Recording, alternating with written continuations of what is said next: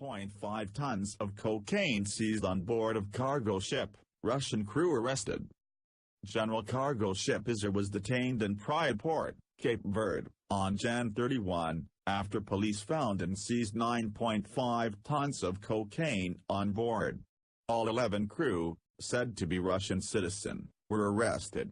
The ship sailed from Colon Panama on Jan 4, bound for Tangier, Morocco, but had to make an emergency call at Praia, after one of the crew died, cause of death unknown.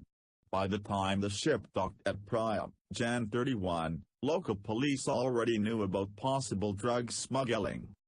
General cargo ship ESER, IMO 8,415,158, DWT 3,800, built 1985, flag Panama, manager GEMICILER DENIZCILIK NAKLIYAT, Turkey, EQUASIS.